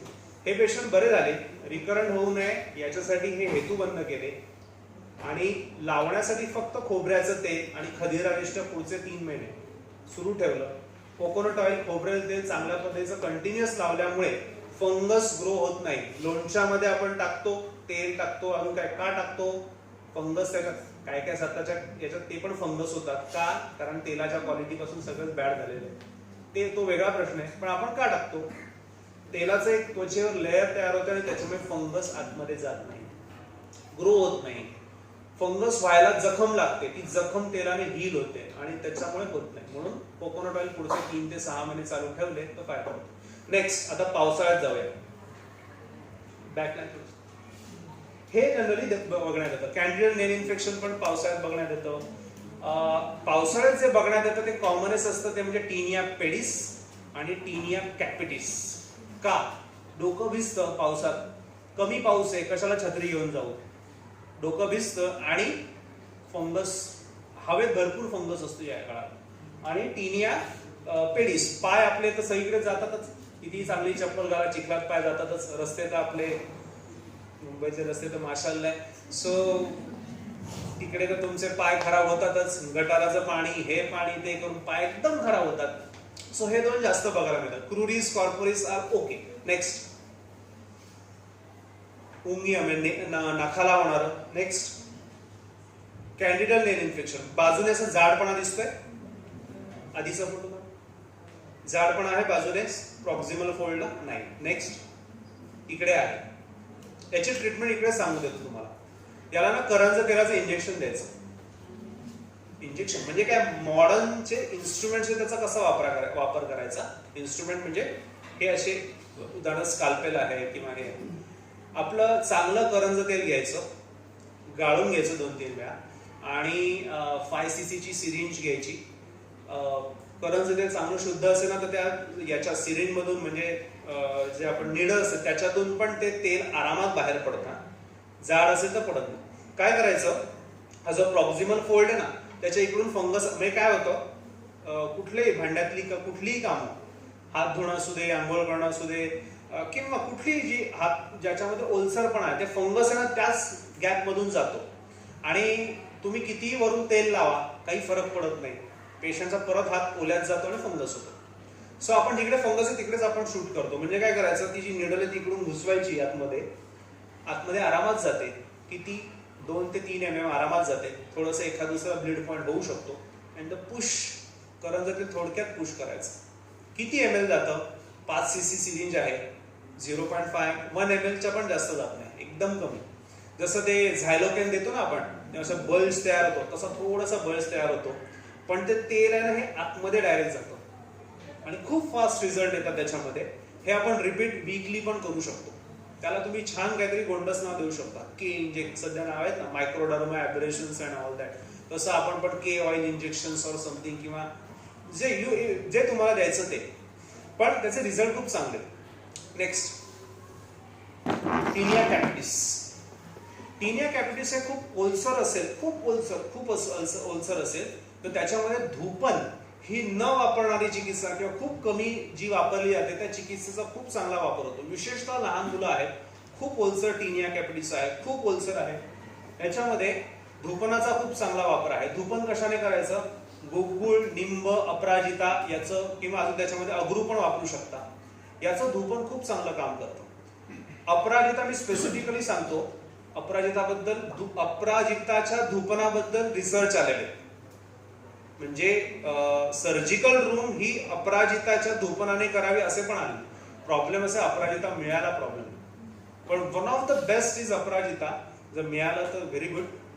त्याने जर धूपन केलं, डेली धूपन यंत्र अनेक आता तयार झालेली आहेत, तुम्ही पण करू शकता. किंवा पेट्रोलियम इंडस्ट्रीमध्ये असं पंप असतात, तर गॅसवर ते ठेवून, म्हणजे कोणाकडे अजून नवीन प्रॅक्टिस असेल तर गॅसवर ठेवून तो याच्यावर ठेवायचा आणि इकडून भात्यासारखं ते दाबलं की ते धूपन करता येतं. कानात पण धूपन, म्हणजे अगदी कानातला फंगस असेल ना, म्युकरमायकोसिस, म्हणजे त्या कानातल्या फंगसमध्ये पण ते धूपन करू शकतो आपण. धूपन यंत्र आमच्या सायन्स कॉलेजच्या डिपार्टमेंटमध्ये होतं. सो दाबून कानातला फंगससाठी करायचं. नाकातल्या याच्यात पण करू शकतो. पण लोकल स्किन इन्फेक्शनसाठी या धूपनाचा खूप चांगला फायदा होतो. धूपनामुळे फंगस चांगला ग्रो कमी होतो, सेकंडरी इन्फेक्शन होत नाही. धुंदुरादी तेल हे वन ऑफ द गुड तेल. धुंदूर पत्रादी तेल किंवा धुंदुरादी, लहान मुलांना विशेषतः याचा चांगला वापर आहे, फक्त टाळायचं. धत्तूर आहे, पॉइझनस आहे म्हणून. युकालिक्सा म्हणजे जे आपण उवा वगैरे म्हणतो, याच्यावर धुंदूर पत्रादी one of the best oil याचा वापर होतो. म्हणजे फंगस सोबतच मी एक सांगून दिलं तर धुंदूर पत्रादी तेलाचा खूप चांगला वापर होतो. Next, tinea capitis dry. आता वेट असेल, खूप ओलसर असेल, बरोबर, त्याच्यामध्ये सेकंडरी इन्फेक्शन जर होत असेल, सेकंडरी इन्फेक्शन म्हणजे काय, त्याच्यात असं भळाभळा त्याच्यातून सगळं सिरम असेल, पस येत असेल बाहेर, तिकडचे केस जायला लागले असेल, तर सुवर्णराज मंगेश्वर अँड अभ्रक भस्म are good drug of choices. सुवर्णराज मंगेश्वर विथ अभ्रक भस्म टीनिया कॅपिटिस मध्ये. नेक्स्ट टीनिया पेडिस, पायाला वरून dorsum of the foot. Next खाली टीनिया म्हणजे सोलला, तिकडे तेल पण लिहिलंय महामरीचादी. स्पेसिफिकली काच महामरीचादी मी लिहिलं असेल? स्ट्रॉंग आहे महामरीचादी, स्ट्रॉंग आहे, सगळ्यांना माहिती आहे. अर्क कमी स्ट्रॉंग आहे, माहिती आहे. महामरीचादी एकदम स्ट्रॉंग आहे. मग महामरीचादीच का दिलं, का प्रश्न विचारला पाहिजे ना. मी काय मगाशी सांगितलं, स्किन जाड असते, तर तिकडचा फंगस मारण्यासाठी आपल्याला जास्त स्ट्रॉंग वापरा. आणि महामरीचादी उत्तमातलं उत्तम काम होतं, उत्तमातलं उत्तम.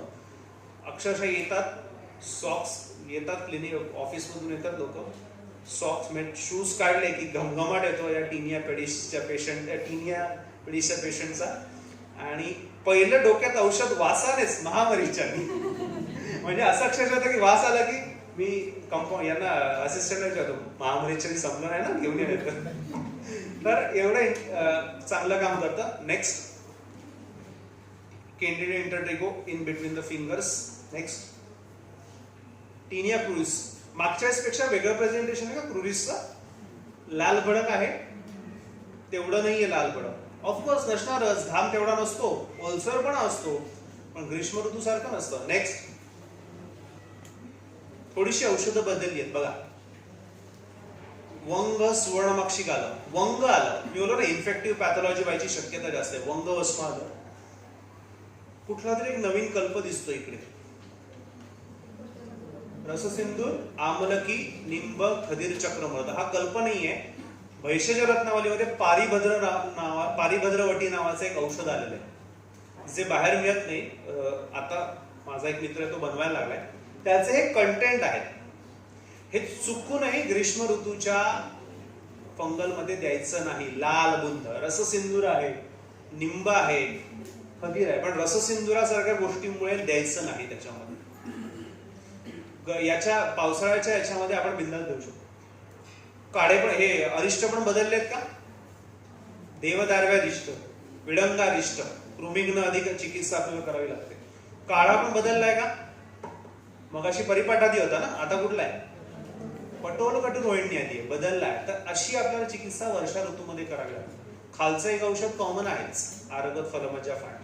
इकडे पण टॅबलेट्स बदलले, थोडेफार बदलले. पंचतिक्त घृतगुग्गुळ हे टीनिया कॅपिटिस याचं एक खूप चांगलं औषध आहे. पंचतिक्त घृतगुग्गुळ, गुग्गुळ घृत असतं, पण त्याच्या टॅबलेट्स पण येतात, त्या अधिक युजफुल होतात. लहान मुलांमध्ये तर अजूनच, कारण मुलं घृत घेण्यासाठी एकदम हे करतात, त्यावेळी टॅबलेट्स आपण अच्छा चांगल्या पद्धतीने काम करू शकतो. सो औषधं थोडीफार बदलली. नेक्स्ट लावायची तेल बघा काय आली. गजकर्ण मलम मगाशी आपण पाहिलं, वैद्य खडीवाल्यांच्या पुस्तकातलं होतं. गंधक तेल, अर्क वेगळे तुम्ही स्ट्रॉंग तेल वापरू शकता. शंखजिरक, यशद भस्म, उशीर, निंब याच्यात तुम्ही अजून काही ऍड करू शकता डस्टिंगसाठी. आणि शोधनामध्ये विरेचन, रक्तमोक्षण सिद्ध, तुम्हाला जे पाहिजे ते पंचकर्म देऊ शकता. विशेषतः ग्रीष्म ऋतूमध्ये पंचकर्म देताना विरेचन, रक्तमोक्षणचा अधिक जास्त वापर करावा.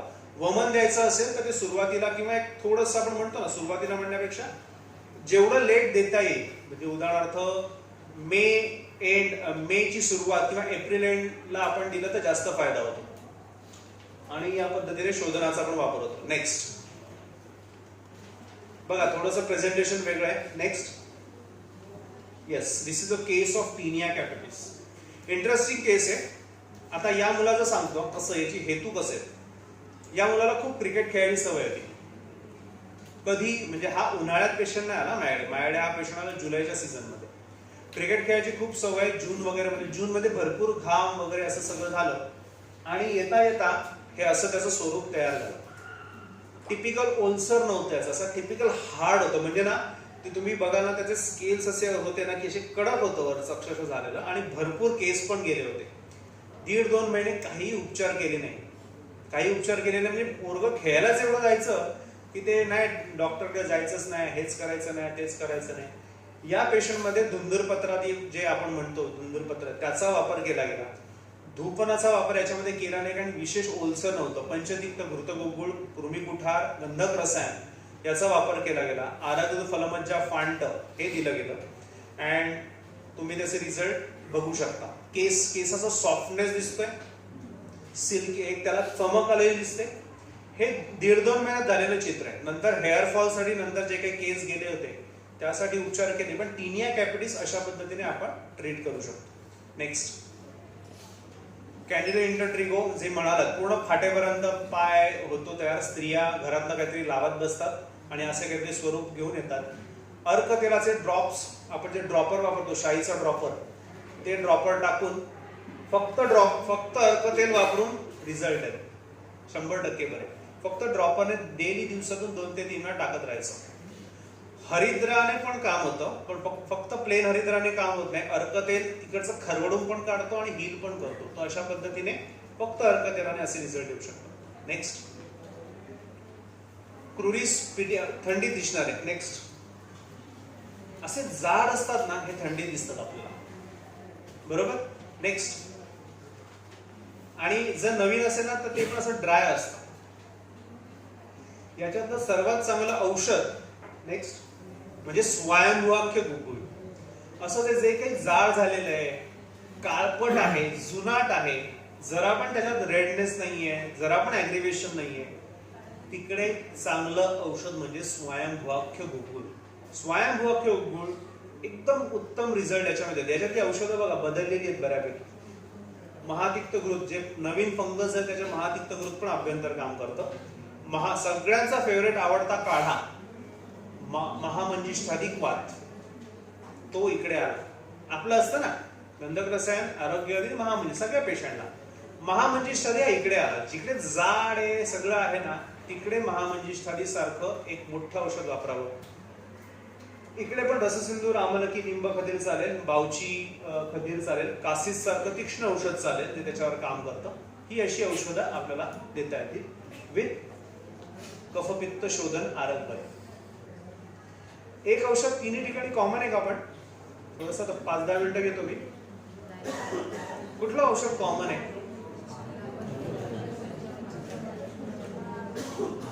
अजून खालचं एक औषध कॉमन आहे का?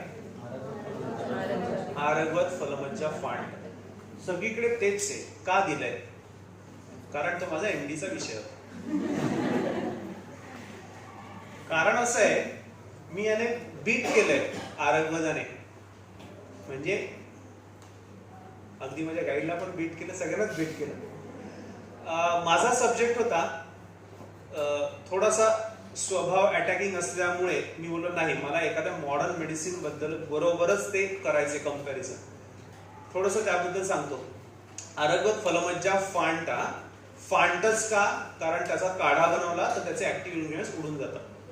आपल्याला कल्पना आहे ना, स्वरस कल्पना, क्वाथ, त्याचा क्वाथ का नाही बनवायचा कारण उडून जातात, तर याची फांट बनवायची. फ्लुकोनाझॉल या मेडिसिन सोबत अंदाजे 12 वर्षापूर्वीचा माझा तो रिसर्च आहे, म्हणजे एमडीचा सब्जेक्ट आहे. फ्लुकोनाझॉल या औषधासोबत कंपॅरिझन होतं की एका पेशंटमध्ये एका ग्रुपमध्ये फक्त आरगवत, दुसऱ्या ग्रुपमध्ये फक्त फ्लुकोनाझॉल आणि तिसऱ्या ग्रुपमध्ये फ्लुकोनाझॉल विथ आरगवत. त्यावेळेस फ्लुकोनाझॉल 150 mg इन अ वीक द्यायचा प्रकार होता. आता 150 mg डेली दिलं जातं तरी फरक नाही पडत. तर रिझल्ट आले सगळे त्याच्यामध्ये. तर महिन्याभरानंतर जे आरगवदाचे रिझल्ट आहेत हे फ्लुकोनाझॉल पेक्षा जास्त चांगले. फ्लुकोनाझॉल आणि आरगवदाचे दोघांचे एकत्र रिझल्ट चांगले होते, पण आरगवदाचे रिझल्ट फ्लुकोनाझॉल पेक्षा जास्त चांगले. माझ्या गाईडने सांगितलं पॉसिबलच नाही, मॉडर्नवर विश्वास ना, पॉसिबल सर नाही, हेच पॉसिबल झाले नाही, तुझा थिसिस तुला बदलावा लागेल, नवीन बनवला. ठीक आहे. आरगवदाचे रिझल्ट कसे पॉसिबल, त्याचे पूर्ण अभ्यास होता. त्याच्यामध्ये असा अभ्यास होता की मी 167 पेशंट पाहिले होते. एमडीचे थिसिस कसे बनतात मला चांगले माहिती आहे.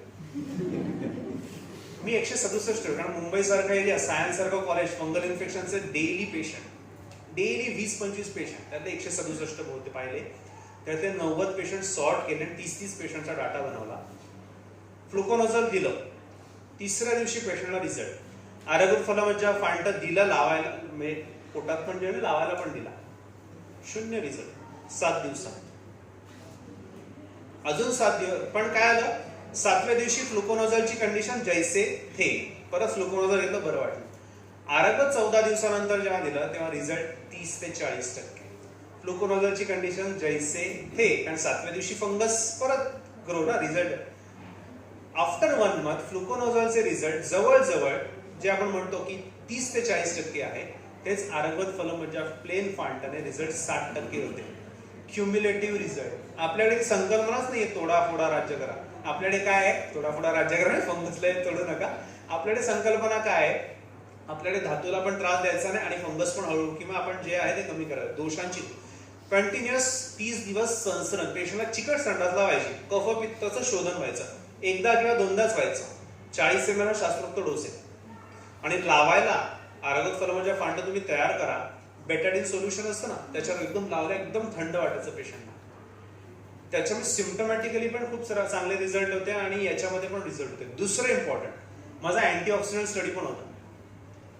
सो अँटीऑक्सिडंट स्टडीमध्ये GSH, MD, SODच्या लेवल चेक करायचा. It is very complicated study. पेशंटचे ब्लड काढायचं, SIES ला जायचं, दुसऱ्या कॉलेजला जायचं, फार्मास्युटिकल कॉलेजला, आणि तिकडे ते एवढ्या भयंकर टेस्ट होत्या त्या सगळ्या करायच्या. त्या लेवल चेक करायच्या, नंतर आफ्टर ट्रीटमेंट चेक, म्हणजे लाईफस्टाईल डिसऑर्डर, ऑक्सिडेटिव्ह स्ट्रेस कमी होतो का आहे, तर आपल्या औषधाने खूपच चांगल्या पद्धतीने कमी होत होता हे बघत होतो. आता तुम्हाला मजा सांगतो, काम करताना ना स्वतः जर काम करायला गेलो तर फायदा सांगतो. आता या स्टडीचा तिकडे जो रेट आहे म्हणजे पैसे, तो जवळजवळ 60-70 हजारापेक्षा जास्त आहे, 1 लाखापर्यंत आहे. मी तिकडचा पहिला स्टुडंट, मी स्वतः जाऊन करायचो, काय काय केमिकल उलटे सुलटे करायचो, नासधूस केली, सगळं केलं. जर्मनी वगैरे मधून काही त्याचे कंटेंट मागवावे लागायचे, असं सगळं होतं प्रकार. ते मागवले, मला आलेला खर्च 2000 रुपये फक्त. का 2000 फक्त जर्मनीमधून मागवलं त्याचाच खर्च. सरांनी, पवार सर होते, I am very thankful to him, त्यांनी एकही पैसा घेतला नाही. त्याला कारण म्हणजे स्वतः जाऊन काम केलं. इकडे तुम्ही करा प्रोजेक्ट, मी इकडे माझं करतो. तिकडे जाऊन काय उलट सुलट केलं, त्याने झालेला एक फायदा की मला रिसर्चचा आलेला खर्च 0 रुपये होता. पण रिझल्ट एवढे चांगले होते की ऑक्सिडेटिव्ह स्ट्रेस पण कमी करतो आणि हे रिझल्ट पण येतात. हे औषध मी अजूनही वापरतो, अजूनही आरगत फलमज्जा फांटावर. दुसरं सांगतो, 2017 साली एक रिसर्च आला, फ्लुकोनोझॉल रेझिस्टंट फंगल इन्फेक्शन मध्ये आरगत चांगलं काम करतो. आपलं औषध तसंच आहे, त्यांचा रेझिस्टंट पण डेव्हलप झाला आणि त्या रेझिस्टंट मध्ये पण आपलं औषध काम करतं. We are still on a track. त्यांचा रेझिस्ट आता तर काय सगळं लोली आणि याहून त्याहून सगळं सुरू झालंय, but we are on a stand. मी हे औषध का स्ट्रेस करतो, सर्वात स्वस्त औषध आहे. म्हणजे वीट भट्टीवर काम करणारे लोक असतात ना, त्यांना साधी 60 रुपयाची तरी क्रीम परवडेल का 2-3 दिवसात संपणारी. आरगवताच्या शेंगा आहेत ना, या कुठे पण मिळतात. समजा दिवसाचा 2 रुपये खर्च म्हणतो, तो पण खर्चच नाही, कारण त्यांना फक्त आणि फांटा बनवायचा, काढा नाही, म्हणजे फक्त उकळायचं आणि सोडून द्यायचं, म्हणजे गरम पाण्यात टाकायचं आणि सोडून द्यायचं, म्हणजे गॅस पण लागत नाही. दिवसाचा मॅक्सिमम खर्च 2 रुपये. तुम्ही बघा, वीट भट्टीवर काम करणार काहीच परवडत नाही, त्याला हे औषध परवडू शकणार आहे, अगदी याच्यापासून ते श्रीमंतापर्यंत. त्याच्यामुळे हे औषध सगळ्या महिन्यात काम करतं आणि चांगल्या पद्धतीने काम करतं आणि सगळ्या स्तरामध्ये, सगळ्या ज्याची आर्थिक परिस्थिती नाही त्या पेशंटमध्ये पण फंगल इन्फेक्शन चांगलं काम करतं. माझा एक मित्र आहे खोपोलीचे, त्यांनी मला हा प्रश्न विचारला होता की आम्ही काय वापरतो, मी त्यांना हेच वापरलं आणि त्यांनी खरंच वीट भट्टीच्या पेशंटमध्ये वापरलं होतं. खूप रिझल्ट नाही आले, पण चांगले रिझल्ट तरी आले. खूप उत्तमातले उत्तम नाही आले, पण चांगले रिझल्ट तरी आले. महत्वाचं मेन म्हणजे त्या वीट भट्टीवरचे पैसे 0 गेले. आयुर्वेद असा पण काम करतो. सो एक असं चांगलं काम करतं. हेच औषध आपल्याला म्युकरमायकोसिस मध्ये पण द्यावं लागतं, म्हणजे स्रंसन करण्यासाठी, जे आपण म्हणतो कफपित्त शोधन, या हिशोबातून चांगलं काम करण्यासाठी आरगमध्ये काम करू शकतो. दुसरं, लहान मुलगा आहे, द्याल का आरगवत फलमज्जा फांटा? अत्यंत वीक आहे, अत्यंत वीक, त्याला द्याल का आरगवत फलमज्जा फांटा? बालवृद्धे क्षते क्षीणे असं लिहिलेलं आहे. लहान पोरांपासून ते क्षत क्षीण या लोकांमध्ये जर आपल्याला व्हेरिएशन देऊ शकतो ते म्हणजे आरगवद आहे. असं टॉपमोस्ट मेडिकेशन बनवलेलं ते म्हणजे आपल्या द्रव्यगुणात आलेलं मेडिकेशन ते म्हणजे आरगवद. खूप कमी वापरतात असं मला वाटतं, पण खूप चांगल्या पद्धतीने रिझल्ट देणारा एकदम उत्तम स्रंसन करणारा औषध आहे. सो आरगवद is one of the good medication for mucormycosis also. Even लहान मुलांमध्ये जे आपण टीनिया कॅपिटिस पाहिलं त्याच्यामध्ये पण आरगवद फलमज्जा खूप चांगलं काम करतं. नेक्स्ट, आता स्ट्रॉंग सगळे जे काही स्ट्रॉंगेस्टले स्ट्रॉंगर महामरीच्यापासून सगळे ते तुम्ही वापरू शकता इकडे. नेक्स्ट, हे बघा असे जाड झालेले. नेक्स्ट, शेवटचा राहिला तो म्हणजे सिद्म पेटिया व्हर्सिक्युलर, पेटियारेसिस व्हर्सिक्युलर. 5 मिनिटं त्याबद्दल बोलतो. मेलासेझिया फरफर अशी नाव आहे. बेसिकली आपल्या शरीरात नॉर्मल फंगस पण असतो. हा बेसिकली आपल्या शरीरात नॉर्मल असतो, याचं फक्त कॉलनायझेशन वाढतं. सिद्म हे अवभासिनी त्वचेमध्ये आलेले. अवभासिनी म्हणजे सर्वात वरची त्वचा, त्याच्यामुळे लवकर ट्रीट पण होणार आहे. नेक्स्ट, यद्रोजो घृष्टम विमुंचती, म्हणजे ते घासलं ना की त्याच्यामधून ब्रॅनी स्केल्स म्हणजे भुस्याप्रमाणे त्याच्यातून आपल्याला स्केल्स पडतात. दॅट इज कॉल्ड यद्रोजो. ग्रंथकर्ते सगळं लिहून देतात, आपण ना बघत नाही, हाच मला मुद्दा आहे. यद्रोजो घृष्टम घासल्यावर स्केल्स पडतात. आता पण तेच आहे. You take slide and rub that you get the scale, that is called branny scales. एवढे छान शब्द लिहिले, पण आपल्या ग्रंथात एवढं छोट्या याच्यात लिहिलेलं. अलाबू पुष्प, कोणी पाहिलं अलाबू पुष्प? पांढऱ्या रंगाचं असतं, त्याच्याशी मॅच होतं. मगाशी आपण पाहिलं ना दद्रू, ते अतसी पुष्प आलं होतं. कोणी अतसी पुष्प पाहिलंय? जांभळट रंगाचं असतं. फंगल इन्फेक्शन जांभळट रंगाचं दिसतं. म्हणजे ग्रंथकर्त्यांना सगळी विजन होती, आपल्या विजन मध्ये प्रॉब्लेम. सो अलाबू पुष्पाप्रमाणे दिसणारे उरसी, चेस्ट वगैरे रिजनवर, फेस रिजनवर दिसणार.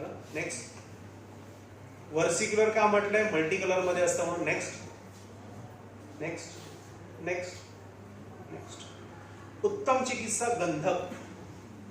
गंधक ही याची उत्तमातली उत्तम चिकित्सा आहे. उत्तमातली उत्तम म्हणजे गंधक हे बाहेरून वापरायला, म्हणजे गंधक मलम, गंधक रिझल्ट येत असेल तर गंधक द्रुतीसारखं औषध. अभ्यंतरमध्ये पण गंधक रसायन, कृमिकुठार, गोमूत्र रहितगी याचा खूप चांगला रिझल्ट येतो. हे खाली वमन वगैरे लिहिलंय.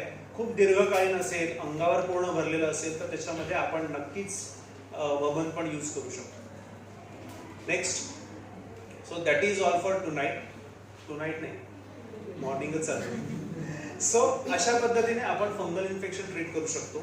त्याच्यामध्ये आपण सुपरफिशियल फंगल इन्फेक्शन जे स्किनला स्पेशली असतात ते पाहिले. डीप फंगल इन्फेक्शन मध्ये जे आपण म्युकरमायकोसिस आहे, ब्लास्टोमायकोसिस आहे, किंवा अजून एक म्हणतो की टीनिया कॅपिटिस हे पण थोडं डीप मध्ये जातं, म्हणजे केरियन वगैरे म्हणतो, ते पण आपण चांगल्या पद्धतीने ट्रीट करू शकतो. बेसिकली एक महत्वाचं म्हणजे आपण आपले सिद्धांत सोडले नाही पाहिजे. आपल्याला काय करायचंय, कसं करायचं या पद्धतीने आपल्याला माहिती पाहिजे. कुठल्या ऋतूमध्ये कसे आपल्याला प्रेझेंटेशन असतात त्यानुसार आपल्याला बदल पाहिजे. हे आपण नाही, हे मी सांगत नाही, हे ग्रंथातच लिहिलेले आहे. फक्त आपण व्हिज्युअलाइज करत नाही, आपण बघत नाही. दद्रू लिहिले ना कफपित्त, म्हणजे सगळीकडे तीच नाही, सीझन वाईज बदल. अशा पद्धतीने आपण म्युकरमायकोसिस सारखे आजार आहेत, स्किनचे फंगल इन्फेक्शन आहे, हे सक्सेसफुली ट्रीट करू शकतो. थँक्यू.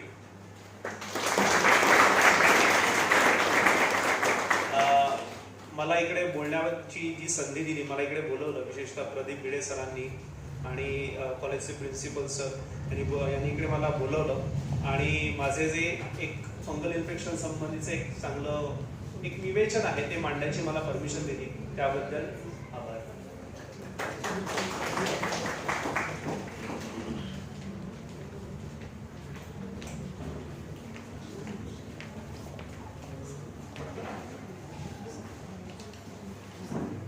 धन्यवाद सर. मी आजचे चेअरपर्सन डॉक्टर चंद्रशेखर मोळे सर यांना विनंती करते की त्यांनी व्यासपीठावर यावं. आता हे जे काही 1 तासाचं मॅरेथॉन लेक्चर झालं त्यामध्ये कोणाला काही प्रश्न असतील तर तुम्ही विचारू शकता.